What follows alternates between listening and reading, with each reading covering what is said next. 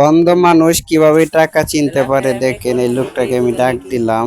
তাকে এখন কিছু টাকা দিব, দিয়ে তাকে দেখবো সে বলতে পারে কিনা যে এটা কত টাকার নোট। দেখতে থাকেন। এখন আমি দোকানদারকে বলতেছি কিছু টাকার নোট বের করার জন্য, বের করে দেওয়ার জন্য। সে কিন্তু টাকা এখন বার করতেছে, বের করে এখনই দিবে। আসে দেখি দিতে পারে নাকি। দেখেন, তাকে কিন্তু একটি 100 টাকার নোট দেয়া হলো। সে কিভাবে টাকাটা মাপতেছে দেখেন, তারপরে দেখা যাক সে কত টাকা নোট বলে।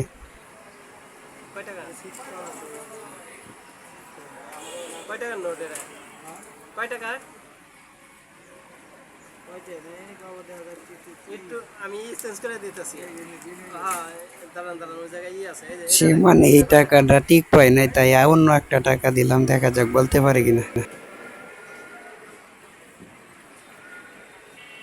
এটা কয় টাকার নোট? হইল না তো। না, আইডিয়া ঠিক নাই। সে টাকাটা নিয়ে অনেক মাপ যোগ করলো, কিন্তু সঠিক বলতে পারলো না। তারপরে সে চলে যাইতে চাইলো। আবার আমি তাকে বললাম দাঁড়ান, অন্য আরেকটা নোট দিই, সেই নোটটা দিয়ে বলতে পারেন তাহলে এটা আপনার। আমি আরে বললাম যে একটা 10 টাকার নোট নিয়ে আসেন। আরেকটা নোট দিতেছি, যদি আপনি পারেন তাহলে এই নোটটা আপনার দেন, পারলে এটা আপনি।